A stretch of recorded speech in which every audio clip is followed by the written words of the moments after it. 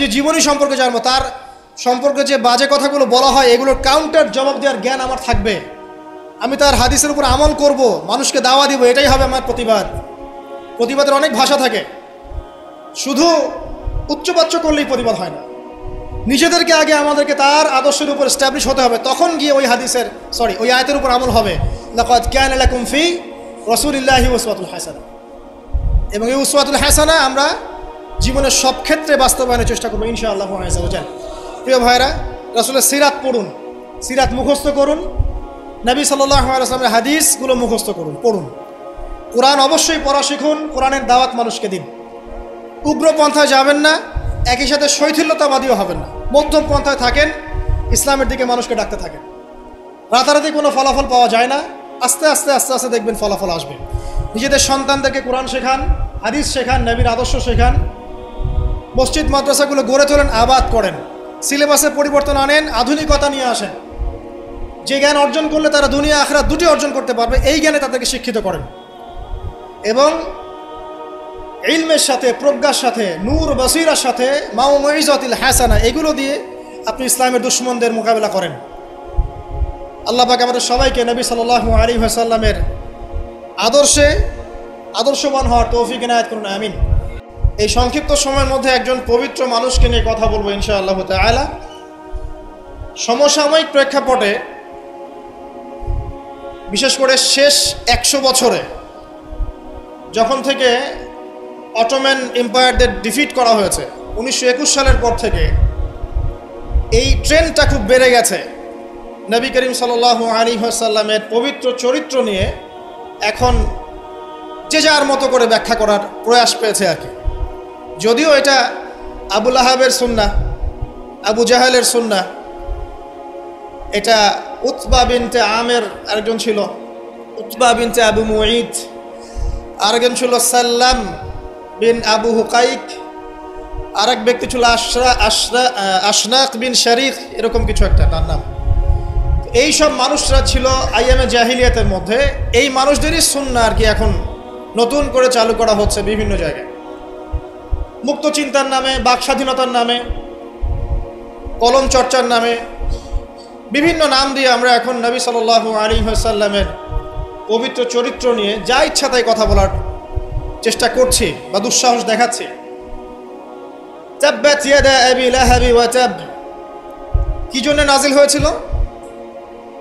নবী সাল্লাল্লাহু আলাইহি ওয়াসাল্লাম যখন সবাইকে সমবেত করে বলেছিলেন যে আমি যদি বলি তোমাদেরকে এই পাহাড়ের পিছনে শত্রুদল অপেক্ষা করছে, তোমরা কি আমার কথা বিশ্বাস করবে? সবাই বলেছিল যে আমরা তোমাকে আল আমিন বা সত্যবাদী বলে জানি, অবশ্যই তোমার কথা বিশ্বাস করব। তখন তিনি বলেছিলেন কুলু লা ইলাহা ইল্লাল্লাহ তুফলিহুন, তোমরা শুধু বলো লা ইলাহা ইল্লাল্লাহ, আল্লাহ ছাড়া কোনো ইলাহ নেই, তোমরা সফল হয়ে যাবে। এটা আইয়ামে জাহিলিয়াতের কথা। আবু লাহাব তালি দিয়েছিল, হাত দিয়ে তালি দিয়েছিল এবং ঢিল নিক্ষেপ করেছিল, নবী সাল্লাল্লাহু আলাইহি ওয়াসাল্লামকে কষ্ট দিয়েছিল। আল্লাহ পাক সূরা নাজিল করেছেন তাব্বাত ইয়াদা আবি লাহাবি ওয়া তাব, ধ্বংস হোক আবু লাহাবের দুই হাত এবং সে নিজেও ধ্বংস হোক। কিয়ামত পর্যন্ত এই পৃথিবীতে যদি একটা মুসলিমও বেঁচে থাকে এবং সে যদি কোরআন পড়তে জানে, সে আবু লাহাবকে এই সূরা পড়ার মধ্য দিয়ে অভিশাপ দিবে ইনশাআল্লাহ তাআলা। এটা নবী সাল্লাল্লাহু আলাইহি ওয়াসাল্লামের শান, তার মর্যাদা। সে শুধু একবার বলেছে হাততালি দিয়ে, এই কথা বলার জন্য আমাদেরকে ডেকেছিলে? এই কথা বলার জন্য আমাদেরকে ডেকেছ? আমরা আমাদের বাপ দাদাদেরকে, তাদের ইলাহকে ত্যাগ করে তোমার এক আল্লাহয় বিশ্বাস করব, এই জন্য ডেকেছ? ঢিল নিক্ষেপ করেছিল, গালি দিয়েছিল। তার আপন চাচা, নবী সাল্লাল্লাহু আলাইহি ওয়াসাল্লামের আপন চাচা, আল্লাহ পাক আয়াত নাজিল করলেন আবু লাহাব ধ্বংস হোক এবং সে নিজেও। মা আগনা আনহু মালুহু ওয়া মা কাসাব, তার এই সম্পদ এবং সে যা অর্জন করেছে পৃথিবীতে, এগুলো কোনোই কাজে আসবে না। সায়াসলা নারান যাতা লাহাব, শীঘ্রই, অচিরেই, সায়াসলা, অচিরেই সে প্রবেশ করবে এমন আগুনে যে আগুন লাল অগ্নিশিখা নির্বাপিত করছে। সাথে ওয়ামরাতুহু, তার স্ত্রীও, হাম্মালাতাল হাতাব, যে কিনা কি করত? হাম্মালাতাল হাতাব, খড়কুটা বহন করতো, নবী সাল্লাল্লাহু আলাইহি ওয়াসাল্লামের আঙিনায় ফেলতো। ফি জিদিহা হাবলুম মিন মাসাদ, তার গলায় থাকবে খেজুর পাকানো রশি, এটা দিয়ে আযাব দেওয়া হবে, নাউযুবিল্লাহ। কিয়ামত পর্যন্ত যত মানুষ বেঁচে থাকবে মুসলিম, যারা কোরআন পড়বে, ছোট হোক বড় হোক, ধনী গরিব, সাদা কালো, যে কোনো জায়গার, যে কোনো জাতির, যে কোনো বর্ণের, যে কোনো রঙের, আবু লাহাবকে সে কিয়ামত পর্যন্ত গালি দিতে থাকবে। এটা আল্লাহ পাকের বিচার।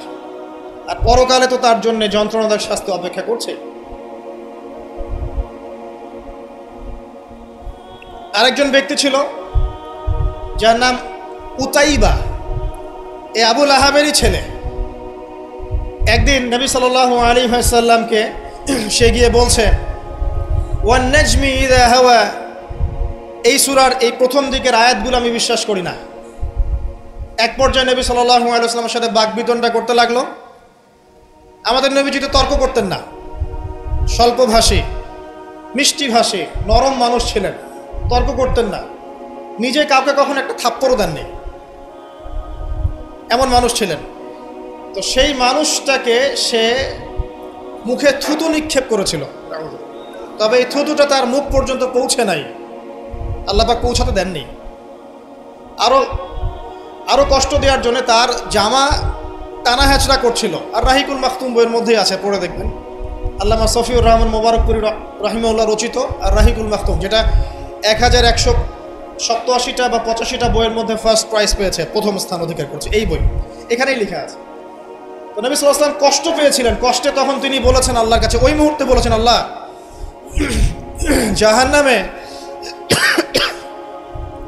জাহান্নামে তোমার যে কুকুরগুলো আছে, জাহান্নামে কুকুর আছে আযাব দেওয়ার জন্য, এগুলোর মধ্যে একটা এর পিছনে আল্লাহ তুমি লেলিয়ে দিও।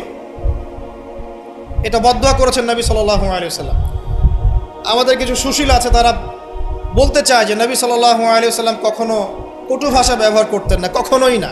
প্রয়োজন বোধে নবী সাল্লাল্লাহু আলাইহি ওয়াসাল্লাম বদদোয়াও করেছেন। প্রয়োজন বোধে নবী সাল্লাল্লাহু আলাইহি ওয়াসাল্লাম টানা 1.5-2 মাস ধরে বদদোয়া করেছেন। কোথায়? রাজির ঘটনা। রাজি একটা ঝর্ণার নাম বা একটা কূপের নাম, এক একজন এক একভাবে ব্যাখ্যা করে। এখানে 10 জন সাহাবীকে চোরাগুপ্তা হামলা চালিয়ে হত্যা করা হয়। একদল লোক এসে বলেছিল, আপনার সাহাবীদের মধ্যে এমন কিছু সাহাবীকে পাঠান যাদেরকে আমাদের কওমে নিয়ে গেলে ইসলাম শেখা যাবে, মুআল্লিম। নবী সাল্লাল্লাহু আলাইহি ওয়াসাল্লাম 10 জন সাহাবীকে পাঠিয়েছিলেন। এই 10 জনকে ট্র্যাপে ফেলে, এখন যেমন মুসলিমদেরকে ট্র্যাপে ফেলে হত্যা করা হয়, ট্র্যাপে ফেলে 10 জনকে হত্যা করা হয়। 3 জন ভাগ্যবশত বেঁচে যান, পাহাড়ের উপরে আশ্রয় নেন। তাদেরকে বলে, তোমরা নেমে আসো, তোমাদেরকে ছেড়ে দিব। তারা তীরের আঘাতে ক্ষতবিক্ষত ছিলেন, তারা মনে করলেন হয়তোবা তার অঙ্গীকার রক্ষা করবে, নেমে আসলেন। নামার সাথে সাথেই তাদেরকে বেঁধে ফেললো, মক্কায় বিক্রি করে দিল। তাদের মধ্যে একজনের নাম খুবাইব রাদিয়াল্লাহু আনহু, খুবাইব রাদিয়াল্লাহু আনহু, যার নাম আমাদের যুব সমাজ জানে না। আমাদের যুব সমাজ শাহরুখ খানের নাম জানে, খুবাইব রাদিয়াল্লাহু আনহুর নাম জানে না। যাকে মক্কার সবার সামনে, একটা গাছের নিচে মক্কার সবার সামনে শুলদণ্ড দিয়ে হত্যা করা হলো। শুলদণ্ড মানে পিছনের রাস্তা দিয়ে কিছু একটা লোহার দণ্ড প্রবেশ করিয়ে মাথা দিয়ে বের করে দেওয়া। এই দণ্ড দিয়ে তাকে হত্যা করা হয়েছে। হত্যা করার আগে তাকে বলা হয়েছে, তুমি কি চাও? সে বলেছে, আমি 2 রাকাত নামাজ পড়তে চাই। এবং নামাজটাকে সংক্ষিপ্ত করেছে। সংক্ষিপ্ত করে সে হাত তুলে আল্লাহর কাছে দোয়া করেছিল, আল্লাহ, উপস্থিত যারা আছে এদের একটাকেও তুমি ছেড়ো না। ওয়াকতুলহুম বাদাদা, তাদের সবাইকে তুমি সবগুলাকে এক জায়গায় করে হত্যা করো। দেখা গেছে ওই সবার লাশ বদরের কূপে পড়েছিল। বদরের পরেও যে যুদ্ধগুলো হয়েছে এগুলোতে এরা মারা গেছে। বদরের পরে যে যুদ্ধগুলো হয়েছে এরপরে এগুলো মারা গেছে। আসলে ঘটনাটা বদরের পরেই সম্ভবত। যাই হোক, আমি যেটা বলতে চাচ্ছি, খুবাইব রাদিয়াল্লাহু আনহুকে তখন অপশন দেওয়া হয়েছিল যে তোমার জায়গায় যদি মুহাম্মদ সাল্লাল্লাহু আলাইহি ওয়াসাল্লামকে হত্যা করি, তুমি কি নিষ্কৃতি নিবে? সে তখন বলেছিল রাদিয়াল্লাহু আনহু যে আমার জায়গায় মুহাম্মদ সাল্লাল্লাহু আলাইহি ওয়াসাল্লামের একটা চুলকেও যদি আঘাতপ্রাপ্ত করা হয় আমি সেটাও বরদাস্ত করব না। এবং তিনি তখন একটা কবিতা আবৃত্তি করেছিলেন, বিভিন্ন কিতাবের মধ্যে কবিতাটা আছে, ওয়ালাস্তু বালি হিনা উক্তালু মুসলিমান, আমি কোনো পরোয়াই করি না যখন আমাকে মুসলিম হিসেবে মৃত্যু দেওয়া হচ্ছে। আলাই জামিন কানা লিল্লাহি মাসরাই, যে পাশেই আমাকে পাশ ফেরানো হোক না কেন, এই পাশ আল্লাহর জন্যই। যালিকা লিল্লাহ ওয়া ইয়াশা, তিনি এমন একজন ইলাহ যিনি চাইলে ইউবারিক আলা ফি কুল্লি শিলইন মুমাজ্জাআত, তিনি আমার দেহের প্রত্যেকটা হাড় এবং গোশতের টুকরায় বারাকা দিতে পারেন। তাকে এভাবে শহীদ করা হয়। এই 10 জনকে ট্র্যাপে ফেলে হত্যা করা হয়েছিল। খুবাইব রাদিয়াল্লাহু আনহু তাদের মধ্যে একজন। খেয়াল করে দেখেন, নবী সাল্লাল্লাহু আলাইহি ওয়াসাল্লাম এই ঘটনার পরে 1 থেকে 1.5 মাস তিনি টানা বদদুয়া করেছেন এই কওমকে যেন আল্লাহ পাক ধ্বংস করে। ঠিক আরেকটা ঘটনা এর কয়েক মাস পরে ঘটে যায়, এর নাম বীরে মাউনার ঘটনা। বীরে মাউনা একটা জায়গার নাম, যেখানে একইভাবে দিন শেখার কথা বলে দায়ীদেরকে ডেকে নিয়ে এসে 70 জন দায়ীকে একসাথে হত্যা করা হয়েছে ট্র্যাপে ফেলে। এই জিনিসগুলো হিস্ট্রির কথা মনে করিয়ে দেয় আমাদেরকে। ইসলামের ইতিহাস পড়ে দেখেন, মঙ্গলরা, ওইদিকে রোমকরা, বাইজেন্টাইনরা বিভিন্ন সময় মুসলিমদেরকে ভেবে ট্র্যাপে ফেলে হত্যা করেছে। মসজিদে ঢুকিয়ে চারদিক থেকে মসজিদকে পুড়িয়ে দিয়েছে, আগুন দিয়ে দিয়েছে। এরকম অনেক ঘটনা ঘটেছে ইতিহাসে। আব্বাসীয় খেলাফতের সময় মঙ্গলরা যখন আক্রমণ করেছিল, মাত্র 40 দিনের ব্যবধানে 10 থেকে 20 লক্ষ মানুষকে হত্যা করেছে, সবাই মুসলিম। একটা কথা মনে পড়ে যায় ঘটনাটা বলতে গেলেই, ওই সময় আব্বাসীয় খেলাফতের যে আমির ছিলেন বা খলিফা ছিলেন, তারা মোটামুটি দুনিয়া পূজারী হয়ে গিয়েছিলেন আর কি। দুনিয়ার যে মোহ তাদের মধ্যে ঢুকে গিয়েছে। ধন সম্পদ জমা করে করে এক একজন স্তূপ করেছিল আর কি। তো মঙ্গল যে কমান্ডার ছিল, যে হত্যা করেছে, সে আব্বাসীয় খলিফাকে তখন হেসড়ে নিয়ে এসে বলছে, কি চাও? সে বলছে, আমি পিপাসার্ত, পানি চাই। ওকে কারাগারে নিয়ে গিয়ে ওর মুখটা দুজন মিলে খুলে, দুজন দুদিক থেকে ধরে সোনার কয়েন ঢালা হয়েছে গলার মধ্যে। বলছে, খাও, এগুলো পান কর। ওই মঙ্গল কমান্ডার, যে মঙ্গল, ওই যে হালাকু খার নাম শুনেছেন, চেঙ্গিস খা হালাক, ওদের বংশধর, সে বলছিল যে এই যে ধন সম্পদগুলো তোমরা জমা করেছিলে, মুসলিমদেরকে বলছে, মুসলিম খলিফাকে, এই ধন সম্পদগুলো তোমরা যে জমা করেছিলে, এইগুলো যদি নিজেরা জমা না করে তোমাদের জনগণের কল্যাণে ব্যয় করতে, তারা আজকে তোমার পক্ষে যুদ্ধ করতো। এখন এগুলো খাও, পানি নাই। মঙ্গল কমান্ডারের কাছে শিক্ষণীয় বিষয় আছে না? যেটা বলছিলাম, নবী সাল্লাল্লাহু আলাইহি ওয়াসাল্লাম ক্ষেত্র বিশেষে বদদুয়া করেছেন। এই ব্যক্তির সম্পর্কে বদদুয়া করেছিলেন যে, আল্লাহ আমাকে কষ্ট দিয়েছে, আমার মুখে থুতু নিক্ষেপ করতে চেয়েছে, আমার পোশাক ছিঁড়ে ফেলেছে, আল্লাহ তুমি তোমার জাহান্নামের কুকুরের মধ্যে একটা কুকুরকে দিয়ে খাইয়ে দিও। এই ব্যক্তি সিরিয়ায় গিয়েছিল ব্যবসা করতে, হঠাৎ করে রাত্রেবেলা দেখে চারপাশে বাঘ। আর এগুলো কোনো গাল গল্প নয়, হঠাৎ করে বাঘ চারপাশে। সে বলছে, আমি মারা যাব। তার সঙ্গী সাথীরা বলছে যে, আমরা তো এখানে আছি, কোনো সমস্যা নেই, আমরা তো কিছু দেখতে পাচ্ছি না। সে বলছে, না, আমি যা দেখতে পাচ্ছি তোমরা দেখতে পাচ্ছ না। রাতের অন্ধকারে ঠিকই একটা বাঘ এসে তার গলা গর্দান ছিঁড়ে নিয়ে চলে গেছে।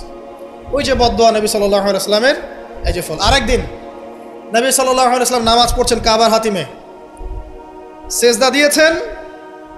উকবা বিন আবি মুঈত, একজন কাফের, ওই যে উটের, বড় উটের ঘটনা জানেন না, উটের নাড়ি ভুড়ি নিয়ে এসে তার গর্দানে গলায় চাপিয়ে দিল, আর পা দিয়ে নবী সাল্লাল্লাহু আলাইহি ওয়াসাল্লামের গালটাকে ঠেসা দিয়েছিল, যাতে প্রায় তার চোখ বের হয়ে আসতেছে এমন একটা অবস্থা। যদি কাউকে এভাবে চাপ দেওয়া হয় খুব জোরে, চোখটা লাল হয়ে যাবে না? এইভাবে স্পষ্ট লেখা আছে সিরাতের গ্রন্থগুলোতে। নবী সাল্লাল্লাহু আলাইহি ওয়াসাল্লামকে এই অবস্থা থেকে উদ্ধার করলেন তার মেয়ে ফাতিমা রাদিয়াল্লাহু আনহা। আল্লাহর নবী প্রচণ্ড কষ্ট পেলেন এই দিন, প্রচণ্ড কষ্ট, এবং হাত তুলে তিনি একটা একটা করে নাম উল্লেখ করতে থাকলেন। আল্লাহ, আবু জাহেল ইবনে হিশাম, উকবা বিন আবি মুঈত, উতবা, শাইবা, রাবিয়া, নাম উল্লেখ করতে থাকলেন। আল্লাহ, এদেরকে তুমি ছেড়ো না, এদেরকে দেখে নিও। নবীজি একবার যখন আল্লাহর সামনে বলবেন কিয়ামতের মাঠে, আল্লাহ আমার উম্মত, আল্লাহ আমার উম্মত, আল্লাহ পাক এক দোয়াতেই নবী সাল্লাল্লাহু আলাইহি ওয়াসাল্লামকে বলবেন, তোমার উম্মতের মধ্যে যার অন্তরে সরিষা পরিমাণ ঈমান আছে ওকে বের করে নিয়ে আসো।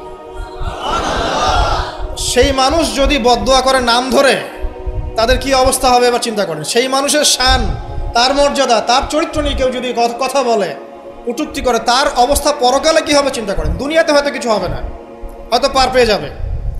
এই দুনিয়াটা চূড়ান্ত ফলাফলের জায়গা নয়। আর মুসলিমরা এখন দুর্বল, তাদের আল্লাহর কাছে দোয়া করা ছাড়া এখন কোনো অপশনও নাই। দোয়ার অনেক অনেক ক্ষমতা আছে, নবী সাল্লাল্লাহু আলাইহি ওয়াসাল্লাম দোয়া করলেন, এই 10 জন ব্যক্তির লাশ বদরের প্রান্তরে পাওয়া গেছে। আবু জেহেল দেখবেন বদরের নিহত হয়েছে, উতবা, শাইবা সবগুলা বদরের কূপে। এবং কূপে যখন তাদেরকে ফেলা হয়েছে, নবী সাল্লাল্লাহু আলাইহি ওয়াসাল্লাম কূপের পাশ দিয়ে যাওয়ার সময় বলছিলেন, তোমরা কি তোমাদের জাযা পেয়ে গেছো? তখন সাহাবীরা বলছেন, ইয়া রাসূলুল্লাহ, তারা তো মাইয়িত, তারা তো শুনতে পাচ্ছে না, আপনি কার সাথে কথা বলছেন? নবীজি বললেন, অবশ্যই তারা আমার কথা শুনছে। এখন আরেকজন ব্যক্তি ছিল যে নবী সাল্লাল্লাহু আলাইহি ওয়াসাল্লামকে নিয়ে এই কবিতা, গল্প, নৃত্য, মেয়েদেরকে নাচাতো, এসব তৈরি করতো, মক্কায় ছড়াতো। তার নাম আশনাক বিন শারিক। একটু বৃদ্ধ লোক ছিল, বুদ্ধিজীবী টাইপের আর কি, খুব পণ্ডিত। তো এই কাজ করতে থাকতো। নবী করিম সাল্লাল্লাহু আলাইহি ওয়াসাল্লাম বদদুয়া করেছিলেন, প্লেগ, বসন্ত, গায়ে পচন ধরার মধ্য দিয়ে লোকের মৃত্যু হয়েছে। আরও আছে, বলতে গেলে অনেক সময় চলে যাবে, আপনাদের খুতবার সময় খুব শর্ট। আমি অন্য টপিকে যেতে যাচ্ছি আর আমি বলতে যাচ্ছি, এই আইয়ামে জাহেলিয়াত থেকে এটা চলে আসছে। নবী করিম সাল্লাল্লাহু আলাইহি ওয়াসাল্লামকে জীবিত অবস্থায় এই 23 বছরে মোট 16 বার হত্যা করার চেষ্টা করা হয়েছে। কতবার? এবং তাকে এই 23 বছরের নববী জীবনে প্রায় 15টা গালি খেতে হয়েছে। সাহের, জাদুকর, কাযযাব, মহামিথ্যাবাদী, ফারিকুল জামাত বিভক্তকারী, ঐক্য বিনষ্টকারী, অনেক কথা শুনতে হয়েছে, 15টার মতো। কাবা ঘরে যখন তিনি তাওয়াফ করছেন মক্কা বিজয়ের পর, তখনও তাকে চোরাগুপ্ত হামলা চালিয়ে হত্যা করার চেষ্টা করা হয়েছে। তিনি বসে আছেন, তার সামনে তরবারি নিয়ে গেছে, আল্লাহ ওহির মাধ্যমে জানিয়ে দিয়েছেন, তিনি বলেছেন, তরবারি কি জন্য এনেছো? আমাকে হত্যা করার জন্য। সাথে সাথে সে মুসলিম হয়েছে। ইহুদিরা ডেকেছে, এই যে বনু নাজির গোত্র, যাদের ঘটনা সূরা হাশরের মধ্যে বর্ণিত আছে, সূরা হাশরের পিছনে দেখবেন বনু নাজিরের ঘটনা আছে। বনু নাজির এরা ডেকেছে নবী সাল্লাল্লাহু আলাইহি ওয়াসাল্লামকে, চুক্তি নিয়ে আমরা কথা বলবো, আমরা শান্তি নিয়ে কথা বলবো, এই জন্য ডেকেছে। নবী করিম সাল্লাল্লাহু আলাইহি ওয়াসাল্লাম আবু বকর ওমর রাদিয়াল্লাহু আনহুকে নিয়ে গিয়েছেন, দেয়ালের পাশে বসেছেন, উপর থেকে পাথর ফেলে হত্যা করার চেষ্টা করা হয়েছে। আল্লাহ পাক জানিয়ে দিয়েছেন, তিনি সেখান থেকে চলে গেছেন। প্রায় 16 বার, আমার ছোট্ট গবেষণা, সিরাতের বইগুলো পড়ে দেখেন, প্রায় 16 বার তাকে হত্যা করার চেষ্টা করা হয়েছে। তাকে জীবিত অবস্থায় প্রায় 15টা গালি খেতে হয়েছে। কিন্তু প্রত্যেকটা বিষয়ের রিফ্লেকশন একই রকম ছিল না। মাক্কি জীবনে নবী সাল্লাল্লাহু আলাইহি ওয়াসাল্লাম প্রচণ্ড সবর এবং ধৈর্যের পরিচয় দিয়েছে। দোয়া করেছেন, বদদোয়া করেছেন, হেদায়েতের দোয়া করেছেন। কিন্তু মাদানী জীবনে যখন নবী করিম সাল্লাল্লাহু আলাইহি ওয়াসাল্লাম যখন একটা স্টেটের প্রধান, রাষ্ট্রপ্রধান, তার কাছে ইকোনমিক পাওয়ার, পলিটিক্যাল পাওয়ার, সামরিক পাওয়ার সব কিছু আছে, একটা সুপার পাওয়ারের মতো, ঠিক তখন তিনি এই অপবাদগুলো সহ্য করেন নাই। একজন ব্যক্তির নাম কাব বিন আশরাফ, নবী করিম সাল্লাল্লাহু আলাইহি ওয়াসাল্লাম সাহাবীদেরকে বলেছেন, ওকে মেরে চলে আসো। সাহাবীগণ এই মিশনটা বাস্তবায়ন করেছে। পরে আরেকজন ছিলেন সাল্লাম বিল হুকাইক, আর এক ইহুদি নেতা। নবীজি একদিন বলেন, আমাকে কষ্ট দিয়েছে, কে আছো আমার মনে শান্তি দিতে পারো? 3 জন সাহাবী চলে গেলেন। খায়বারের দুর্গের মধ্যে ঢুকেই তার কেসাস করা হয়েছে। সবসময় রিফ্লেকশন একই রকম ছিল না। মক্কা বিজয়ের পরে, মক্কা বিজয়ের দিন তিনি সবাইকে ক্ষমা করে দিয়েছেন আমভাবে, শুধু কয়েক শ্রেণীর মানুষ বাদ দিয়ে। যার মধ্যে এক শ্রেণী হচ্ছে যারা নবী করিম সাল্লাল্লাহু আলাইহি ওয়াসাল্লামকে সারা জীবন বিভিন্নভাবে কথা, গান, লেখা, নর্তকী বিভিন্নভাবে তাকে কষ্ট দিত। ইবনু খাতাল নামে একজন ব্যক্তি ছিল, সে কাবা ঘরের গেলাফ ধরে ঝুলেছিল। ওই অবস্থায় আলী রাদিয়াল্লাহু আনহু তাকে হত্যা করেছে। আমি আপনাদেরকে বলছি না যে এটা সলিউশন, আমি এটা বলছি না আপনাদেরকে। আমি আপনাদেরকে বলতে চাচ্ছি, জীবিত অবস্থাতেই নবী সাল্লাল্লাহু আলাইহি ওয়াসাল্লামকে প্রায় 15টা গালি খেতে হয়েছে, তাকে 16 বার হত্যা করার চেষ্টা করা হয়েছে। কিন্তু সবসময় তার রিফ্লেকশন একই রকম ছিল না, প্রতিক্রিয়া একই রকম ছিল না। যখন মাক্কি যুগ, মুসলিমদের অবস্থা দুর্বল, মুসলিমদের হাতে কোনো রকম ক্ষমতা নেই, আলাদা রাষ্ট্র নেই, কোনো ইকোনমিক বেস নাই, আমরা সেখানে অনেকটাই দুর্বল, বেশ দুর্বল। বরং সেখান থেকে হিজরত করে চলে যেতে হয়েছে মদিনায়, তাই নয় কি? সেক্ষেত্রে ওই জায়গায় নবী করিম সাল্লাল্লাহু আলাইহি ওয়াসাল্লাম কোনো রকম সামরিক এগ্রেশন নেন নাই, কোনো রকম সামরিক বা আঘাতের বদলে আঘাত, এই টাইপের কোনো কনক্লুশনে তিনি যাননি। সবর করেছেন, বদদোয়া করেছেন। ঠিক যেমন আমি বললাম, আমাদের করণীয় এখন এটাই, সবর করতে হবে, আপনাকে বদদোয়া করতে হবে। আপনি নিজের রাসূলের আদর্শের উপর থেকে দেখাবেন ইত্যাদি ইত্যাদি। এখন আপনার সেই ক্ষমতা নাই, সিম্পল। এখন আপনি এরকম কোনো ইনিশিয়েটিভ নিতে যাবেন না। এই অবস্থায় আপনি এরকম কোনো ইনিশিয়েটিভ নিতে যাবেন না যেমনটা নবীজি মদিনায় নিয়েছিলেন। তাহলে মুসলিমরা উল্টা ক্ষতির মধ্যে পড়তে পারে, বরং জমিন মুসলিমদের জন্য আরও সংকুচিত হয়ে আসতে পারে। কিন্তু মদিনার যুগে নবী সাল্লাল্লাহু আলাইহি ওয়াসাল্লামের যখন সেরকম ক্ষমতা ছিল, তখন তিনি অ্যাকশন অন্যরকম নিয়েছেন। যদি কখনো এই জমিনে আল্লাহ পাক ইসলামকে আবার সেই জায়গায় নিয়ে যান, তখন সেই অ্যাকশন নেওয়া হয়। চোরের যে হাত কাটে, চুরি করলে হাত কেটে দেওয়া হয়, এটা কি আপনি এ ধরনের কোনো সিচুয়েশনে বাস্তবায়ন করতে পারবেন? পারবেন না, সিম্পল, বিকজ এটা ইসলামিক স্টেট নয়। যদি কোনো জায়গায় আল্লাহ পাক এই পৃথিবীর কোনো জায়গায় ভবিষ্যতে কোথাও এরকম কোনো স্টেট কায়েম করেন, আল্লাহ চাইলে করতে পারেন, আল্লাহ চাইলে পারেন। যেটা এখন মোটামুটি বলতে গেলে সারা বিশ্বে কোথাও নাই। যেখানে যেখানে আছে একটু আইওয়াশ, এটা আইওয়াশই, আমার কাছে এটা আইওয়াশ। কারণ চোরের হাত কেটে যদি আমি ইহুদিদের সাথে বন্ধুত্ব করি, তাহলে এটা কতটুকু ইসলামিক রাষ্ট্র হলো সেটা আল্লাহ ভালো জানে। কথা বুঝতে পারছেন? চোরের হাত কাটলাম ঠিকই, কিন্তু আমি এদিকে আমার ইকোনমিক সেকশনে, সামরিক সেকশনে সব ইহুদি খ্রিস্টানদের সাথে আমি বন্ধুত্ব করে রেখেছি। এটা কতটুকু ইসলামিক স্টেট আল্লাহ ভালো জানে। যাই হোক, ওদেরকে নিয়ে মাথা ব্যথা নাই। বিষয়টা হচ্ছে, যদি কখনো আল্লাহ পাক এমন কোনো জায়গা দেন মুসলিমদেরকে ভবিষ্যতে, তখন চোরের হাত ঠিকই কাটা হবে, তখন ব্যভিচারের শাস্তি ঠিকই দেওয়া হবে, জেনার জন্য বেত্রাঘাত করা হবে, ইত্যাদি ইত্যাদি। কিন্তু সেটা তো আপনি এখন করতে পারবেন না। তাই এখন কোনো আত্মঘাতী অবস্থায় যাবেন না, এটা সবচেয়ে বড় কথা। আমার আগে সবচেয়ে প্রথম নসিহত, নবী করিম সাল্লাল্লাহু আলাইহি ওয়াসাল্লামকে নিয়ে অনেক কথাবার্তা হচ্ছে, চারপাশে হবে। এমন কোনো আত্মঘাতী পদক্ষেপ নেবেন না যাতে ইসলাম আরও সংকুচিত হয়, মুসলিমদের অবস্থা আরও খারাপ হয়ে যায়। এখন কি করবেন সেটা আমি আগে বলছি। প্রথম কথা হচ্ছে, এখন আপনাকে আমাকে নিজেকে আগে নবী সাল্লাল্লাহু আলাইহি ওয়াসাল্লামের সুন্নতের উপর দাঁড়াতে হবে। আমি প্রতিদিন ক্লিন শেভ করি, আর নবী সাল্লাল্লাহু আলাইহি ওয়াসাল্লামকে কেউ কটূক্তি করেছে, তাকে নিয়ে আমার মাথা ব্যথার শেষ নাই। আগে নিজের গালে দাড়ি নিয়ে আসো তুমি। আমি 5 ওয়াক্ত সালাতই আদায় করি না, ইসলামকে নিয়ে কেউ যদি ব্যঙ্গ করে, আমি এমন শোডাউন শুরু করি যাতে মনে হয় আমি একমাত্র পাক্কা মুসলিম, আর কেউ মুসলিমই না। আগে নামাজ পড়েন 5 ওয়াক্ত, নবীর সুন্নাহগুলো নিজের উপর আগে ইমপ্লিমেন্ট করেন, নিজের উপর আগে বাস্তবায়ন করেন। সবার আগে এটা কাজ আমাদের। দ্বিতীয় কাজ কি? নিজের পরিবারের মধ্যে ইসলামের নবী সাল্লাল্লাহু আলাইহি ওয়াসাল্লামের যে সুন্নাহগুলো আছে সেটা বাস্তবায়ন করা। এখানে তো কেউ আপনাকে চাপ প্রয়োগ করছে না। আপনি চাইলে আপনার পরিবারটাকে ইসলামিক পরিবার হিসেবে গড়ে তুলতে পারেন।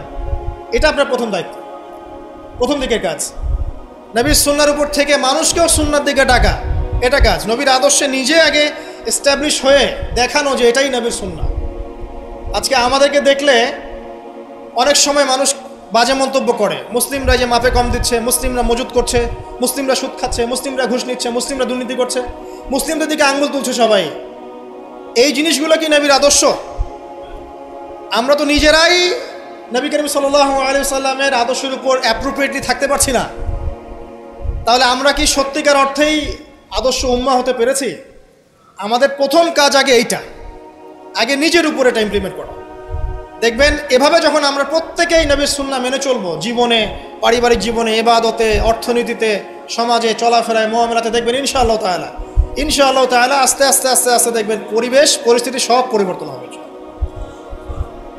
তাই প্রথম নসিহত, অনেকেই কিছু উগ্রপন্থী কমেন্ট করে থাকেন ফেসবুকে, এইটা ওইটা, এগুলোতে যাবেন না প্রিয় ভাইয়েরা। এগুলো আমাদের দিনের জন্য উল্টা ক্ষতি ডেকে আনবে। এবং যারা ইচ্ছাকৃতভাবে মুসলিমদেরকে উস্কায়, তারা চায় যে মুসলিমরা এমন কোনো কাজ করুক যাতে তারা মুসলিমদেরকে ডমিনেট করার কোনো সুযোগ খুঁজে পায়। আত্মঘাতী কোনো পদক্ষেপে যাবেন না, এটা আমার প্রথম নসিহত। এবার আসেন, আমরা কয়েকটা পয়েন্টে দেখাবো নবী সাল্লাল্লাহু আলাইহি ওয়াসাল্লাম আসলে কেমন চরিত্রের মানুষ ছিলেন, কি করেছেন, এবং দিন শেষে তিনি কি পেয়েছেন, আমাদেরকে কি দিয়ে গেছেন, এবং আমাদের বেসিক্যালি তার জীবনী নিয়ে কি কি কাজ করা দরকার। আমি জাস্ট এতটুকু কথা বলে আজকে খুব শেষ করব। আমি একটা পয়েন্ট দিয়ে শুরু করছি। 1 নাম্বার, দেখেন নবী করিম সাল্লাল্লাহু আলাইহি ওয়াসাল্লাম যে সমাজে ছিলেন, আইয়ামে জাহিলিয়াত বলি না আমরা, কেন বলি? কারণ সেখানে জাহেলি কাজ হতো। এই তো জাহেলি কাজ মানে অজ্ঞতাপূর্ণ কাজ, মূর্খতাপূর্ণ কাজ। তাহলে জাহেলকে যে জাহিলিয়াতের কাজ করে সেই জাহেল, আলেমকে যে ইলম অনুযায়ী আমল করে সে আলেম। একইভাবে জাহেল সে যে জাহিলিয়াতের কাজ করে। আইয়ামে জাহিলিয়াতে নবী সাল্লাল্লাহু আলাইহি ওয়াসাল্লাম যখন নবী হচ্ছেন বা নবী হওয়ার আগে পরের সময়টা আপনি একটু সিরাত ঘাটাঘাটি করে দেখেন, দেখবেন ওখানে মেইন সমস্যা ছিল শিরক, আল্লাহ পাকের একত্ববাদের সাথে শিরকের মিশ্রণ 1 নম্বর। 2 নম্বর ছিল রিবা, সুদ, সমাজের ইকোনমি পুরো সুদ ভিত্তিক ছিল। 3 নম্বর দেখবেন মাদক, খামার, খালি মাদকের ছড়াছড়ি। 4 নম্বর দেখবেন এই যে নারী জাতির ফিতনা, নারীর অবমাননা, নারীকে মোটেই মূল্যায়ন করা হতো না। তবে এতটুকু বলে নেই, ওই যুগেও নারীদের পোশাকটা শালীন ছিল এই যুগের চাইতে। ওই যুগেও নারীদের পোশাকটা শালীন ছিল এই যুগের চাইতে, কিন্তু ওদেরকে অধিকার দেওয়া হতো না, বৈবাহিক অর্থনৈতিক অধিকার দেওয়া হতো না। জেনা ছিল বেশি, ব্যভিচার ছিল বেশি, জুয়া এগুলো বেশি ছিল, এবং গোত্রীয় হানাহানি দ্বন্দ্ব সংঘাত বেশি ছিল। এখন আপনি একটু ঠান্ডা মাথা চিন্তা করেন যে এই প্রত্যেকটা প্রবলেমস এখনকার বিশ্বে নাই, ওই জাহিলি যুগের চেয়ে বেশি আছে না কম আছে? এখন তাহলে কোন যুগটাকে আমরা আইয়ামে জাহিলিয়াত বলবো? ওই যুগটাই কি শুধু আইয়ামে জাহিলিয়াত, নাকি আবার জাহিলিয়াত ফিরে এসেছে? প্রতিটা জায়গায় আপনি ঘেটে দেখেন শিরকের ছড়াছড়ি আছে, ইভেন মুসলিমদের মধ্যেও আছে, মুসলিমদের ভিতরেও শিরক আছে। প্রতিটা ডিপার্টমেন্ট ঘাটেন রিবা আর রিবা, সুদ ছাড়া আমরা চলতে পারি না। সুদ খাবো আর বলবো যে নবীকে গালি যারা দিয়েছে ওদেরকে হত্যা করো, এই কথা বলছি আমরা, তাই না? নিজে আবার সুদখোর। তুমি নিজেই তো আল্লাহ এবং তার রাসূলের সাথে যুদ্ধ করছো। আল্লাহ পাক কি বলেছেন? যে ব্যক্তি সুদ ছাড়ছে না সে কার সাথে যুদ্ধ করছে? আল্লাহ এবং তার রাসূলের সাথে যুদ্ধ করছে। তাহলে কোন মুখ নিয়ে আমি কথা বলতে পারি যখন আমি নিজেই রিবা খাই? পরিবর্তনটা কোথায় দরকার ভাই? নিজেদের আগে না? আচ্ছা, এখন দেখেন সারা ওয়ার্ল্ড রিবা কেন্দ্র। আমি এটা নিয়ে এখন ব্যাখ্যা করতে যাচ্ছি না। এরপরে মাদক, আপনারাই ভালো জানেন যে প্রত্যেকটা যুব সমাজের এই যে সেক্টর, স্কুল লেভেলের বাচ্চারা পর্যন্ত এখন ভয়াবহ সব মাদক সেবন করছে। এগুলো নামও শুনিনি আমরা কখনো। মাদকদ্রব্য নিয়ন্ত্রণ অধিদপ্তর তাদের যত কাজ করছে, ক্লান্ত হয়ে যাচ্ছে, তাও মাদক থামাতে পারছে না। প্রশাসনের লোকজন মাদকের পিছনে রেড দিতে দিতে, মিশন চালাতে চালাতে ক্লান্ত হয়ে যাচ্ছে। একটাকে ডিফেন্ড করছে, আরেকটা নতুন মাদক আসছে। দেখবেন এগুলো কি পরিকল্পিত না? একটা যুব সমাজকে ধ্বংস করার জন্যে। তো দেখেন ওই জাহিলিয়াত এখন নাই। নারীর যে ফিতনা, অবমাননা, এটা কি আগের চেয়ে বেড়েছে না কমেছে? এই সংক্ষিপ্ত সময় আমি ব্যাখ্যা করতে যাচ্ছি না, আপনারা ভালো জানেন বেড়েছে না কমেছে। মেয়েদের পোশাক, এখন মেয়েদের পোশাক আছে না ছেলেদের পোশাক?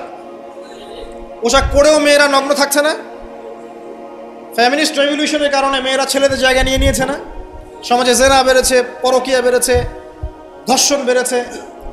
এর বিপক্ষে পশ্চিমারা কোনো সমাধান দিতে পেরেছে?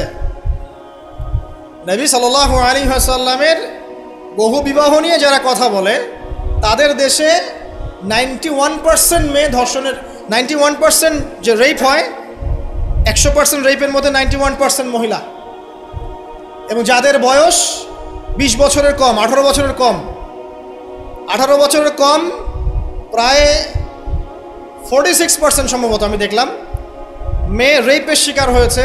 ওই সভ্যতায় যারা আমাদেরকে শিখায় যে ইসলামে বহুবিবাহ কেন নবী সাল্লাল্লাহু আলাইহি ওয়াসাল্লাম এতগুলো বিয়ে করেছেন, তারা শিখায়।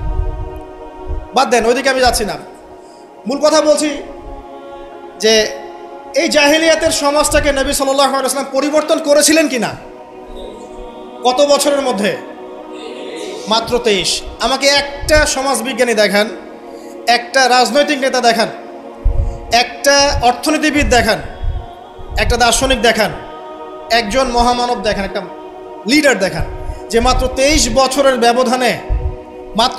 বছরের ব্যবধানে পুরো আইয়ামে জাহিলিয়াতকে এমনভাবে পরিবর্তন করেছেন যে মক্কা বিজয়ের পরে না মক্কায় কোনো শিরক আছে, না কোনো সুদ আছে, না কোনো মাদক আছে, না কোনো নারীর হেনস্থা অবমাননা আছে, না বেপর্দা অশ্লীলতা আছে, না জেনা আছে, না ব্যভিচার আছে, না গোত্রীয় হানাহানি দ্বন্দ্ব আছে। একটা মানুষ দেখান সারা বিশ্বে। চরিত্র কি নিয়ে গঠিত হয়? শুধু কি বিবাহ কেন্দ্রিক বিষয় নিয়েই চরিত্র গঠিত? মানুষের চরিত্র বলতে আমরা কি বুঝি? তার কথা, তার কাজ, তার আকীদা, তার আচরণ, তার ইবাদত, তার মুআমালাত, তার সামাজিক ব্যাপার স্যাপার, তার সিলাতুর রহিম, তার সমাজ জ্ঞান, তার অর্থনীতির জ্ঞান, তার পলিটিক্যাল জ্ঞান, সব কিছু মিলেই তো একটা মানুষের ক্যারেক্টার। যখনই ক্যারেক্টারের প্রশ্ন আসে নবী সাল্লাল্লাহু আলাইহি ওয়াসাল্লামকে নিয়ে সরাসরি চলে যায় বিবাহ। কারণ আর কোনো সেক্টর নাই ক্যারেক্টার নিয়ে আলোচনা করার। ওগুলো তো ডিফেন্ড করাই যাবে। যাদের সাথে এই পর্যন্ত বাহাসে বসেছেন তারা তো আর ওই বিষয়গুলো বোঝে না যে কোন কোন জ্ঞান দিয়ে এই ইন্টারনালি ব্লাইন্ড সেকুলার প্রজন্মকে ডিফেট করা যায়। তারা তো ইসলামিক বিষয়গুলো শুধু উপস্থাপন করবে, বাইরের বিষয়গুলো আনতে পারছে না। সো একটা মানুষের চরিত্র কত মহান হলে স্বয়ং আল্লাহ পাক তাকে বলতে পারেন ইন্নাকা লাআলা খুলুকিন আযীম, নিশ্চয়ই আপনি মহান চরিত্রের অধিকারী। আল্লাহ পাক বলছেন। নবী সাল্লাল্লাহু আলাইহি ওয়াসাল্লামের 23 বছর সময় লেগেছে এগুলো পরিবর্তন করে সম্পূর্ণ আলোকিত একটা ইসলামী সমাজ প্রতিষ্ঠা করতে। একটা পয়েন্ট বললাম, তার চরিত্র আপনি বুঝে নেন, তার ক্যাপাবিলিটি বোঝেন, তার ব্যক্তিত্ব বোঝেন, তার গায়রত বোঝেন, তার শান মর্যাদা বোঝেন। 2 নম্বর দেখেন, 2 নম্বর পয়েন্ট, নবীজি যখন নবী হননি তার আগ থেকেও তিনি চেষ্টা করতেন সমাজ পরিবর্তন করতে, হেল্পফুল ফিজর তৈরি করেছিলেন ইত্যাদি। 40 বছর বয়সে যখন ওহী আসলো, 40 বছর বয়সে যখন ওহী আসলো, কি আসলো? আল কোরআন এবং তার ব্যাখ্যা সুন্নাহ। এই কোরআন এবং সুন্নাহকে কাজে লাগিয়ে এর শিক্ষা দিয়ে এর জ্ঞানটাকে প্রচার করে মানুষের মধ্যে এর জ্ঞানটাকে ইনস্টল করে নবী সাল্লাল্লাহু আলাইহি সাল্লাম পুরো সমাজটাকে সংস্কার করলেন। তাহলে এই যে জ্ঞানতাত্ত্বিক বিপ্লব, আমরা যেটা কথা বলি জ্ঞানতাত্ত্বিক বিপ্লব, জ্ঞানের রেভলিউশন, জ্ঞান নিয়ে কথা বলা, শিক্ষা দেওয়া, শিক্ষার মাধ্যমে অজ্ঞতার অন্ধকার দূর করা, কে সবার আগে করেছে এই 1400 বছর হিস্ট্রিতে? যারা এখন আমাদেরকে সায়েন্টিফিক এবং টেকনোলজিক্যাল জ্ঞানের কথা বলে, ওই পশ্চিমা সভ্যতাই, তারা কতদিন হলো সভ্য হয়েছে? কতশো বছর আগে সেখানে ফরাসি বিপ্লব হয়েছে, কত শতাব্দী হলো সেখানে সায়েন্টিফিক এবং টেকনোলজিক্যাল রেভলিউশনগুলো হয়েছে? 100-200 বছর, সর্বোচ্চ 300 বছর। 1400 বছর আগে নবী সাল্লাল্লাহু আলাইহি সাল্লাম ইকরা দিয়ে জ্ঞানের রেভলিউশন করেছে, সাহাবীদেরকে জ্ঞান শিক্ষা দিয়েছেন। কোন জ্ঞান? অভ্রান্ত সত্যের উৎস, ওয়াহির জ্ঞান। ওরা যে জ্ঞান শিখাচ্ছে সেটা কি? বস্তুবাদী জ্ঞান। এখানে পরকাল নাই, এখানে আপনার জিন নাই, মালায়েকা নাই, বেহেশত নাই, জান্নাত নাই, জাহান্নাম নাই, হিসাব নাই, মিজান ফলসিরাত কিছুই নাই, ঈশ্বর নাই, গডলেস এডুকেশন সিস্টেম। ওদের ভাষায় গড বলেছে, এটা নিয়ে আবার বিতর্কিত করেন না। কথা বলতেও ভয় পাই আমি, না জানি। আর আমি মুসলিমদেরকে বেশি ভয় পাই, কারণ তারাই বিতর্কিত করতে বেশি পছন্দ করে। গডলেস বলতে বুঝিয়েছি তাদের ভাষায় ঈশ্বরহীন একটা সিস্টেম। তো আমরা জ্ঞানের যে সিলসিলা দিয়েছি 1400 বছর আগে, ইকরা বিসমি রাব্বিকাল্লাযী খলাক দিয়ে, প্রত্যেকটা সাহাবী আবু বকর, ওমর, ওসমান, আলী থেকে শুরু করে একদম শেষ পর্যন্ত দেখবেন সবাই এই জ্ঞানের আলোয় আলোকিত হয়েই সমাজ পরিবর্তন করেছে। মক্কার 13 বছরে আমরা ছিলাম, একজন সাহাবী কি কোনো কাফেরের উপর হাত তুলেছিল? দেখাতে পারবেন? কোনো কাফেরকে একজন সাহাবী হত্যা করেছে বা আঘাত করেছে বা থাপ্পড় দিয়েছে? বরং আপনি দেখবেন শত শত কাফের তারা মুসলিমদেরকে আঘাত করেছে, নির্মম নির্যাতন করেছে। বেলাল রাদিয়াল্লাহু আনহুকে শুয়ে পাথর বিছিয়েছে, চাবুক মেরেছে, গা পুড়িয়ে দিয়েছে, কত কি করেছে। আবিসিনিয়ায় চলে যেতে হয়েছে, তায়েফে গিয়ে নবী সাল্লাল্লাহু আলাইহি ওয়াসাল্লামকে নিজে মার খেয়ে আসতে হয়েছে। এই যে 13 বছর সহনশীলতার পরিচয় দিয়েছেন এই শিক্ষায় শিক্ষিত মানুষরা, তারা কি উগ্র ছিলেন? তারা সন্ত্রাসী ছিলেন? তাদেরকে কি তরবারির জোরে ইসলাম কবুল করানো হয়েছে? এই 13 বছর যে সাহাবীরা ইসলাম কবুল করেছেন তারাই তো পরে বদরের যুদ্ধ করেছে, পরে উহুদে গিয়েছেন, পরে খন্দক খায়বারে গিয়েছেন। এই যে বেসিকটা তৈরি করেছি আমরা মক্কার 13 বছরে, এই 13 বছরটা কি উগ্রতা দিয়ে প্রদর্শন করা হয়েছিল? কোন রকমের আগ্রাসী মনোভাব প্রচার করা হয়েছে? কিচ্ছু করা হয়নি। শুধু জ্ঞানতাত্ত্বিক সলিউশন দেওয়া, জ্ঞান শিক্ষা দেওয়া হয়েছে, কোরআন শিক্ষা দেওয়া হয়েছে, হাদিস শিক্ষা দেওয়া হয়েছে। এই শিক্ষার মধ্য দিয়ে যখন ভিতরটা পরিবর্তন হয়েছে তখন মানুষ আল্লাহর কাছে আত্মসমর্পণ করছে। এই ছিল আমাদের মক্কার 13 বছর। তাহলে যে জ্ঞানের কথা বলি আমরা, যে মানুষটার কাছে কোরআনের মতো কিতাব আসে, এক বাক্যে আপনি আমাকে বলেন কোরআনের একটা আয়াতকে কেউ মিথ্যা প্রমাণ করতে পারবে? কোরআন কারীমের মধ্যে যাররা পরিমাণ কি মিথ্যা আছে বা অমানবিক কোনো বিষয় আছে? মানুষ ভুলভাবে সেটাকে উপস্থাপন করে, কিন্তু যদি সঠিকভাবে উপস্থাপন করতে পারে বা সৎসাহস থাকে, পশ্চিমকালেও কোরআনে আপনি যাররা পরিমাণ ফল্ট পাবেন না। যালিকাল কিতাব লা রাইবা ফি, কোনো সন্দেহ নাই। এখন বলেন, এত পবিত্র একটা কিতাব একজন পবিত্র মহাপবিত্র সত্তার কাছ থেকে এসেছে, আর একজন জিবরাইল আলাইহিস সালাম ফেরেশতাদের লিডার, তিনি এটা বহন করে এনেছেন। এখন যে মানুষটার উপরে এটা নাজিল করা হচ্ছে তিনি কত পবিত্র চরিত্রের অধিকারী, এখন আপনি চিন্তা করেন। যদি তার চরিত্রের মধ্যে যাররা পরিমাণ অপবিত্রতা থাকতো তাহলে কোরআন কি তার উপর নাজিল হতো? আপনারা বুঝতে পারছেন? মনে করেন আমাদের চরিত্রে কি অসংখ্য অপবিত্রতা আছে না? আমার উপরে কি আল্লাহর নূর, আল্লাহর এই যে কিতাব, ওহী এগুলো অবতীর্ণ হওয়ার সুযোগ আছে কোনো? নাই। আল্লাহ পাক পবিত্র মানুষদেরকে বাছাই করেন। আল্লাহ রাব্বুল আলামিন সবচেয়ে পবিত্র মানুষকে বাছাই করেছিলেন মহাপবিত্র কিতাব দেওয়ার জন্য। এটাই তো যথেষ্ট তার চরিত্র ব্যাখ্যা করার জন্য। আর কি প্রয়োজন? যার কাছে কোরআন নাজিল হতে পারে তার চরিত্র নিয়ে কথা বলার কোনো অবকাশই নাই। তিনি যে কাজই করেছেন, যখন যে কথাই বলেছেন, যে ইনিশিয়েটিভ নিয়েছেন, প্রত্যেকটাই আল্লাহর হুকুমেই নিয়েছেন, এর হুকুমের বাইরে কিছু করেন না। শুধু তাই নয়, তার শত্রুরা পর্যন্ত মক্কায় কখনো বলতে পারেনি তিনি মিথ্যাবাদী, তিনি মাপে কম দেন, তিনি ওয়াদা খেলাফ করেন, তিনি অমুক, তিনি তমুক। তার শত্রুরা পর্যন্ত এটা বলতে পারেনি। বরং তার শত্রুরা বলেছিল এভাবে যে তোমাকে আমরা অবিশ্বাস করি না, বরং তুমি যে কোরআনের কথা বলছো এটাকে আমরা অস্বীকার করছি। এটা 2 নম্বর পয়েন্ট। জ্ঞানের রেভলিউশন আমরা দিয়েছি, নবী সাল্লাল্লাহু আলাইহি ওয়াসাল্লাম দিয়েছে। আর এই জ্ঞান না থাকলে আপনি তো শূন্য। আমরা ঠিকই তো আছি জ্ঞানের উপরে।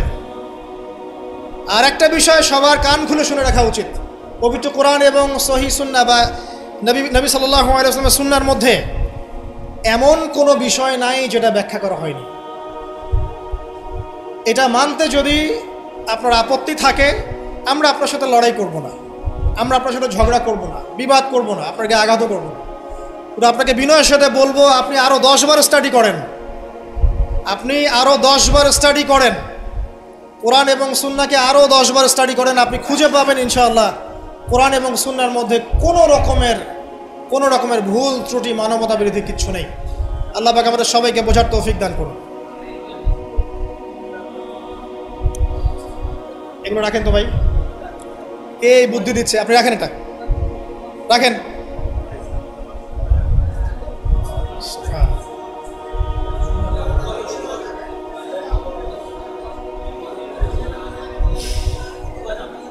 কয়টা পয়েন্ট বলেছি ভাই? শেষ করছি, সময় কম। তৃতীয় পয়েন্ট শোনেন, তৃতীয় পয়েন্টটা শোনেন। নবী করিম সাল্লাল্লাহু আলাইহি ওয়াসাল্লাম শুধু এমন মানুষ ছিলেন না যিনি শুধু কোরআন শোনার কথাগুলো নিজেই বলে ক্ষান্ত হয়েছেন, নিজের উপর আমল করেন নাই। এমন মানুষ তিনি ছিলেন না। প্রত্যেকটা আয়াত এবং হাদিস যখন এসেছে তার কাছে, তিনি নিজে আগে সেটার উপর আমল করে দেখিয়েছেন। দেখেন, একজন মানুষ দিন প্রচার করছেন, একজন মানুষ যিনি পরিবার চালানোর জন্যে রুজি রোজগারের চেষ্টা করছেন, একজন মানুষ তিনি পিতার দায়িত্ব পালন করছেন, একজন মানুষ তিনি স্বামীর দায়িত্ব পালন করছেন। নবী সাল্লাল্লাহু আলাইহি ওয়াসাল্লামের স্ত্রীরা কি তার প্রতি অসন্তুষ্ট ছিল? একজন মানুষ যিনি আবার যখন মদিনায় গেছেন তখন সেখানকার সামরিক বিষয় ডিল করছেন, পররাষ্ট্রনীতি অ্যাপ্লাই করছেন, রাজা বাদশাদের কাছে ইসলামের দাওয়াত দিচ্ছেন, যখন প্রয়োজন হচ্ছে তখন বদরের মাঠে তিনি অস্ত্র ধরছেন। একজন মানুষ যে এতগুলো কাজ করছেন, এই ভার্সেটাইল ক্যারেক্টার পাওয়া যাবে একটা মানুষ দেখান মহাবিশ্বে। একটা মানুষকে দেখান যার কাছে এই চরিত্রের সবগুলো দিক আছে, যিনি একজন আদর্শ পিতা, আদর্শ নেতা, আদর্শ অর্থনীতিবিদ, আদর্শ ফিলোসফার, আদর্শ পলিটিশিয়ান, আদর্শ লিডার, কমান্ডার। একটা মানুষ দেখান যার মধ্যে এই সব গুণাবলীর সংমিশ্রণ আছে। তারপরেও কি ব্যাখ্যা করতে হবে যে এই মানুষের চরিত্র আল্লাহ পাক কর্তৃক সার্টিফাইড, এই মানুষ আল্লাহর কর্তৃক মনোনীত একজন বান্দা?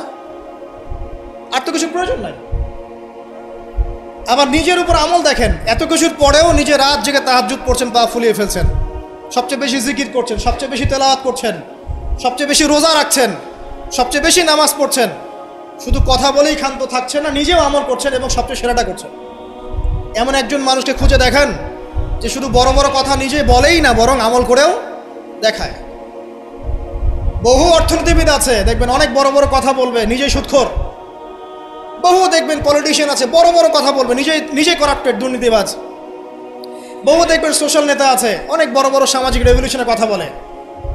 আপনি দেখবেন এই নবী সাল্লাল্লাহু আলাইহি ওয়াসাল্লামের এই সোনালী সমাজকে সে মূল্যায়ন করছেন। বহু দেখবেন ফিলোসফার আছে, দার্শনিক, আমরা এটাতে পড়েছি যে দর্শনের বড় বড় বিষয় নিয়ে কথা বলছে, জ্ঞান, আত্মা, ঈশ্বর, মহান সত্তা, পরম সত্তা, জ্ঞানের ডেফিনেশন, বস্তুবাদ, অভিজ্ঞতাবাদ, কত কথা বলছে। দেখবেন শেষে গিয়ে একটা কনক্লুশনও আসতে পারে না আজ পর্যন্ত। জ্ঞান আসলে কি এটার ব্যাখ্যাতে আসতে পারে নাই, একটা কনক্লুশন আসতে পারে নাই। আমরা যেমন বলছি জ্ঞান মানে ওয়াহি, আল্লাহর ওয়াহি হচ্ছে চূড়ান্ত জ্ঞান, সিম্পল, শেষ, ফুল স্টপ। আল্লাহর ওয়াহি হচ্ছে চূড়ান্ত জ্ঞানের উৎস, আল্লাহর ওয়াহি হচ্ছে চূড়ান্ত জ্ঞানের উৎস, ফুল স্টপ। এটা আমাদের কমপ্লিমেন্ট, আমাদের আকিদা, মানহাজ। আর তাদেরকে দেখবেন জ্ঞান মানে বুদ্ধি, জ্ঞান মানে অভিজ্ঞতা, জ্ঞান মানে সমন্বয় ইত্যাদি বলতে বলতে মুখের ফেনা উঠে যাচ্ছে, কোনো কনক্লুশন আসতে পারছে না কেউ। নবী সাল্লাল্লাহু আলাইহি ওয়াসাল্লাম এমন একজন মানুষ ছিলেন যিনি সব কিছু শুধু আলোচনা করেই, ব্যাখ্যা করেই আর মানুষকে দাওয়াত দিয়ে ক্ষান্ত ছিলেন না, বরং তিনি কাজ করে দেখিয়েছেন। অ্যাজ এ ফিলোসফার তিনি সফল, অ্যাজ এ পলিটিশিয়ান সফল, অ্যাজ এ সামরিক লিডার তিনি সফল, একজন কূটনীতিবিদ তিনি সফল, সমাজবিজ্ঞানী তিনি সফল, অ্যাজ এ ফাদার তিনি সফল, অ্যাজ এ হাজব্যান্ড তিনি সফল। কি চাচ্ছেন? একজন মানুষের মধ্যে এত কোয়ালিটি থাকার পরেও তার চরিত্র নিয়ে কথা বলছেন। ওই যে বিয়ে, আয়েশা রাদিয়াল্লাহু আনহাকে কেন বিয়ে করলেন এত কম বয়সে? আপনি কি জানেন রবীন্দ্রনাথ ঠাকুরের বাবা কত বছর বয়সে বিয়ে করেছেন? আপনি কি জানেন রবীন্দ্রনাথ ঠাকুর নিজে কত বছর বয়সে বিয়ে করেছেন? এবং যাকে বিয়ে করেছেন তার বয়স কত ছিল? সে তো আপনাদের ট্যাগর। তিনি বিয়ে করেছেন 17 বছর বয়সে বা 18 বছর বয়সে, এবং তার স্ত্রীর বয়স ছিল 11 বছর। ওই এটা নিয়ে তো কোনো কথা বলেন না কখনো। সুবহানাল্লাহ, এটা বলতে গেলেও সময় চলে যাবে। তাওরাত, ইহুদিরা কথা বলে এখন এগুলো নিয়ে। তালমুদ, ওদের একটা কিতাব আছে তালমুদ, ওখানে এমনও লেখা আছে যে 9 বছরের নিচে মেয়েকে বিয়ে করাটা পুণ্যের কাজ। নেন, ইহুদি ওল্ড টেস্টামেন্টেও আছে এটা।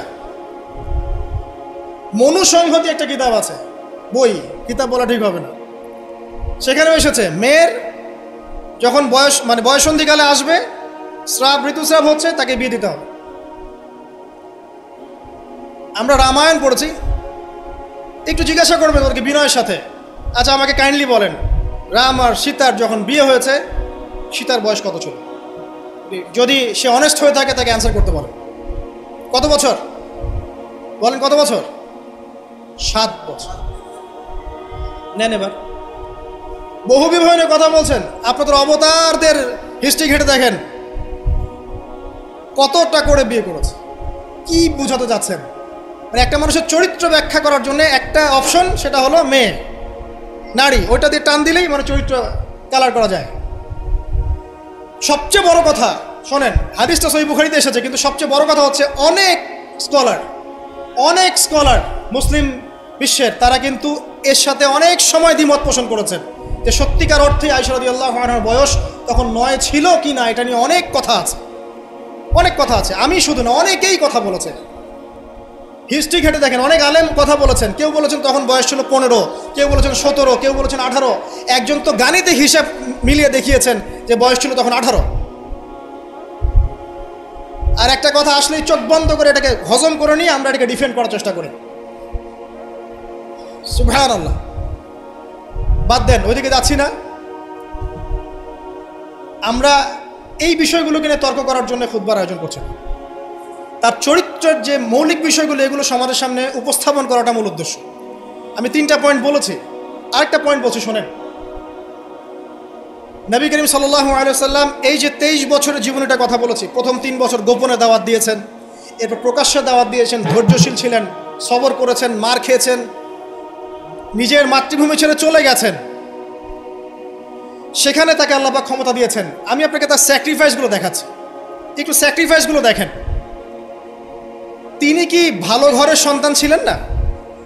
তার কি টাকা পয়সার অভাব ছিল?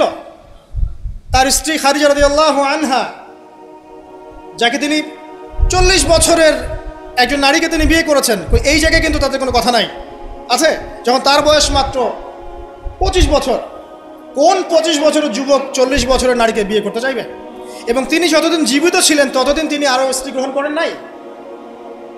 বাদ দেন, তার কিন্তু টাকা পয়সা, আধিপত্য, প্রতিপত্তি, বংশের এগুলোর গৌরবের অভাব ছিল না। তারপরেও তার স্যাক্রিফাইসগুলো দেখেন। তিনি মার খাচ্ছেন, তার দাঁত শহীদ হচ্ছে, তার রক্ত ঝরছে, তায়েফে তার রক্ত দিয়ে জুতা আটকে গেছে, তাকে গালি খেতে হচ্ছে, তাকে হত্যা চেষ্টা সহ্য করতে হচ্ছে, আত্মীয় স্বজন তাকে ছেড়ে চলে যাচ্ছে, তাকে অর্থনৈতিক বয়কট করা হচ্ছে, গাছের ছাল পাতা খেয়ে শিয়ারে আবু তালেবে 3 বছর তিনি সময় কাটাচ্ছেন, নিজের মাতৃভূমি ছেড়ে চলে যেতে হচ্ছে। কষ্ট, যুদ্ধ করতে হচ্ছে, না খেয়ে থাকতে হচ্ছে, খন্দকের যুদ্ধে নিজের এই পেটের মধ্যে পাথর বেঁধে থাকতে হচ্ছে, পরপর 3 দিন তার ঘরে চুলা জ্বলছে না, তার ঘরে খাবার নাই, এই খেজুরের রস খেয়ে তিনি জীবনযাপন করছেন, তার স্ত্রীদের ঘরেও খাবার নাই। একজন মুসাফির এসেছে, খাবার চাচ্ছে, তিনি বলছেন দেখো আমার স্ত্রীদের ঘরে খাবার আছে কিনা। প্রত্যেকটা স্ত্রীর ঘর সার্চ করে একটা খাবার পাওয়া গেল। স্যাক্রিফাইস করছেন, ঘুম নাই, বিনিদ্র রজনী যাপন করছেন।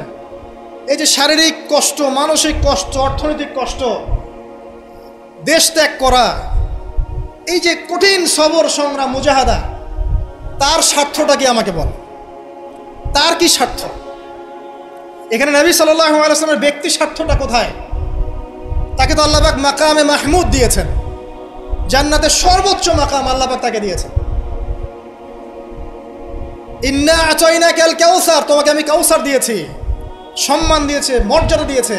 আলাম ইয়াজিদকা ইয়াতীমান ফাআওয়া ওয়া ওয়াজাদাকা দাল্লান ফাহাদা ওয়া ওয়াজাদাকা আইলান ফাগনা। আছে না সূরা? আলাম নাশরাহ লাকা সাদরাক ওয়া ওয়াদা'না আনকা ওয়িজরাক আল্লাযী আনকাযা যাহরাক ওয়া রাফা'না লাকা যিকরাক। তার জিকির, তার স্মরণকে সম্মানিত করা হয়েছে। সারা দুনিয়ার মানুষ তার নাম শুনলে সাল্লাল্লাহু আলাইহি ওয়াসাল্লাম পড়ে। প্রত্যেকটা মুসলিম এই উম্মতে মুহাম্মাদির মধ্যে, মুসলিম বা নন মুসলিম, হুয়েভার হি ইজ, তার মৃত্যুর পরে তার চেহারা তাকে দেখানো হবে, বলা হবে এই ব্যক্তিকে যাকে তোমাদের কাছে পাঠানো হয়েছে। তিনি আমাদেরকে ভাই বলে সম্বোধন করছেন। তিনি বলছেন কাশ আমি আমার ভাইদেরকে দেখতে পেতাম। সাহাবীরা বলছেন আমরা কি আপনার ভাই নই? তিনি বলছেন না, তোমাদের পরে যারা আসবে আমাকে না দেখেই বিশ্বাস করবে এরা আমার ভাই। সব নবীকে দোয়া কবুলের এখতিয়ার দিয়ে দেওয়া হয়েছে। সব নবী দোয়া দুনিয়ায় করে ফেলেছেন। আমাদের নবীজি এত কষ্ট করার পরেও দুনিয়াতে দোয়া করেন নাই, তিনি পরকালে দোয়াটা জমা রেখেছেন। সেটা শাফাআত, আমাদের সবার জন্য শাফাআত করবেন তিনি ইনশাআল্লাহ। এই শাফাআতে সমস্ত কবিরা গুনাহগার ব্যক্তি জান্নাতে যাবে। আমাকে বলেন, সব নবী যখন ইয়া নাফসি করবে, স্বয়ং নবীরা পর্যন্ত, এই নবীর মধ্যে আদম আছেন, নূহ আছেন, মুসা ঈসার মতো নবী আছেন আলাইহিস সালাম, ইব্রাহিম আলাইহিস সালামও আছেন, আবুল আম্বিয়া ওয়াল মুরসালিন। তখন তিনি বলবেন ইয়া উম্মতি ইয়া উম্মতি। এখন আমাকে বলেন তার স্বার্থ কোথায়? তিনি যে এত হিউজ একটা স্ট্রাগল করলেন সারাটা জীবন ধরে। আমি আপনাকে তার স্ট্রাগলের সর্বশেষ নমুনাটা বলছি।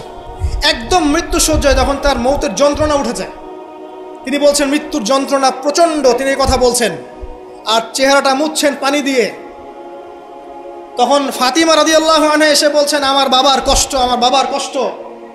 আর ফাতিমা রাদিয়াল্লাহু আনহাকে তিনি কানে কানে একটা কথা বললেন। ফাতিমা রাদিয়াল্লাহু আনহা হাসতে শুরু করলেন। তখন আয়েশা রাদিয়াল্লাহু আনহা পরে জিজ্ঞাসা করেছিলেন যে কি বলেছে তোমাকে তোমার বাবা? তিনি বলেছিলেন যে আমাকে আমার বাবা বলেছে যে এই যন্ত্রণা তার ইন্তেকাল হবে। তখন আমি কাঁদতে শুরু করলাম। তারপরে আমাকে তিনি বললেন আমার পরিবারের মধ্যে তুমি সবার আগে আমার সাথে দেখা করবে জান্নাতে। তখন আমি হাসতে শুরু করলাম। এই জায়গায় একটা ঘটনা ছিল, সেটা হলো যখন তিনি প্রচণ্ড কষ্ট করছেন মৃত্যুর যন্ত্রণায়, ফাতিমা রাদিয়াল্লাহু আনহা তিনি বলছেন আমার বাবার কষ্ট। নবী সাল্লাল্লাহু আলাইহি ওয়াসাল্লাম বলছেন শোনো ফাতিমা, লিসেন, এই স্টেটমেন্টটা খুব ভালো করে শোনেন এবং মন থেকে উপলব্ধি করার চেষ্টা করেন। তিনি বলেছেন হে ফাতিমা, আজকের পর থেকে তোমার বাবার কোনো কষ্ট থাকবে না। আমার কথা বুঝতে পারছেন না? আজকের পর থেকে তোমার বাবার কোনো কষ্ট থাকবে না, মানে আজকে তিনি জান্নাতুল ফিরদাউসে চলে যাবেন। এই যে 23 বছর তিনি ছিলেন নবী হিসেবে, প্রতিটা দিন রাত তাকে দিনের জন্য কষ্ট করতে হয়েছে। শারীরিক কষ্ট, মানসিক কষ্ট, খাদ্যের কষ্ট, বাসস্থান। আচ্ছা, আমরা তো অনেক কথা বলি অনেক নেতাদেরকে নিয়ে, অনেক দার্শনিক, বিজ্ঞানী, সমাজবিজ্ঞানী, ফিলোসফার, বুদ্ধিজীবী ইত্যাদি। আমাদের যা আছে আমরা একটু মিলাই। নবী সাল্লাল্লাহু আলাইহি ওয়াসাল্লামের কি ছিল? এই মহান নেতা যিনি সারা জীবন কষ্ট করলেন, শেষে ফাতিমা রাদিয়াল্লাহু আনহাকে বলছেন আজকের পর কোনো কষ্ট থাকবে না, আজকেই শেষ, সব কষ্ট আজকেই শেষ হয়ে যাবে। এই ব্যক্তির কি বাড়ি ছিল ডুপ্লেক্স? এই ব্যক্তির কতটুকু জমি ছিল? এই ব্যক্তি কতটুকু খাবার খেয়েছে প্রত্যেক দিন? এই ব্যক্তির কয়টা আলিশান জামা ছিল আমার মতো আপনার মতো? এই ব্যক্তির কত ব্যাংক ব্যালেন্স ছিল? এই ব্যক্তির কি ছিল দুনিয়াতে? দুনিয়ার জীবন চলার জন্য তার ঘরে কি ছিল? আসলে আমাদের প্রত্যেকের ঘরে যা আছে নবী সাল্লাল্লাহু আলাইহি ওয়াসাল্লামের চেয়ে বেশি সম্পত্তি আছে। এই হিউজ স্ট্রাগল তিনি করলেন কার জন্য, মানে কাদের জন্য? তিনি পেলেনটা কি? এক কথায় উত্তর হচ্ছে এই কষ্ট তিনি করেছেন উম্মতে মুহাম্মাদির জন্য। আফসোস, দুর্ভাগ্য যে আজকে উম্মতে মুহাম্মাদির মধ্যে এক শ্রেণীর মানুষ তার চরিত্র নিয়ে কথা বলে, দুঃসাহস করে, লজ্জায় তাদের মাথা হেড হয়ে যায় না। লজ্জা থাকতে হয় মানুষের মধ্যে। তো ধরেন কেউ একজন আপনার প্রতি এহসান করেছে, অনেক উপকার করেছে আপনার, আপনি যদি তাকে নিয়ে ভালো মন্দ কথা বলা শুরু করেন, বুঝতে হবে আপনার নির্লজ্জ প্রকৃতির মানুষ, হবে লজ্জাই নেই আপনার। আপনি একজন মানুষের কাছে এহসান গুজার, সে আমার জন্য কত পরিশ্রম করেছে, আপনার তো তার পা ধুয়ে দেওয়া উচিত। সাহাবা একরাম রাদিয়াল্লাহু আনহুম এই কাজটাই করতেন এবং তারা আল্লাহ এবং তার রাসূলকে আপন মনে করতেন।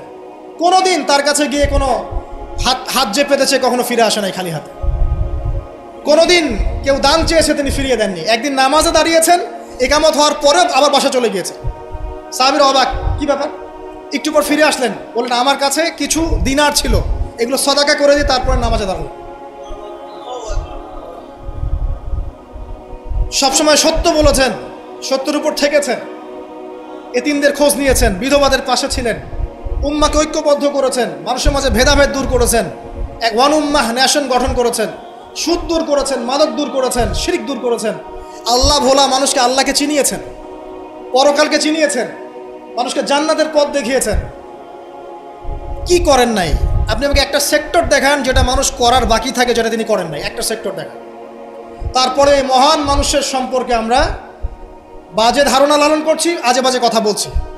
দেখুন, এখন মুসলিমদের হয়তো কিছু করার নাই, বদদোয়া তারা করবে এবং এই বদদোয়ায় নিঃসন্দেহে ইফেক্টেড হবে তারা যারা নবী সাল্লাল্লাহু আলাইহি ওয়াসাল্লামের সাথে শত্রুতা করছে, কোনো সন্দেহ নাই। কিন্তু এমন একটা সময় আসবে, দেখবেন আজকে থেকে 100, 200, 500 বছর, কত বছর আমরা জানি না, যে এই পৃথিবীর বুকে নবী সাল্লাল্লাহু আলাইহি ওয়াসাল্লামকে নিয়ে একটা বাজে মন্তব্য করার মানুষ অবশিষ্ট থাকবে না ইনশাআল্লাহ। এটা আসবেই। কবে? ননসেন্স প্রশ্ন, আমি জানি না, কিন্তু আল্লাহ এবং তার রাসূল কোরআন হাদিসে বলেছেন আসবেই। ওটা না আসা পর্যন্ত কিয়ামত হবে না ইনশাআল্লাহ। আমি আর খুতবা লম্বা করছি না, আর অনেক কথা হয়তো বলতে পারতাম, আমাদের হাতে টাইম কম, শুধু এখানে একটা পয়েন্ট বলে শেষ করে দেব। প্রিয় ভাইয়েরা এবং বোনেরা যারা খুতবা শুনবেন, আমাদের নিজেদের কিছু কাজ আছে। আমি আমভাবে সমস্ত মুসলিমদেরকে অনুরোধ করব, ইনক্লুডিং মি, আমাকে অলসো। সর্বপ্রথম আমাদের কাজ হচ্ছে নবী সাল্লাল্লাহু আলাইহি ওয়াসাল্লামের সুন্নাহগুলোর উপর আমল করা।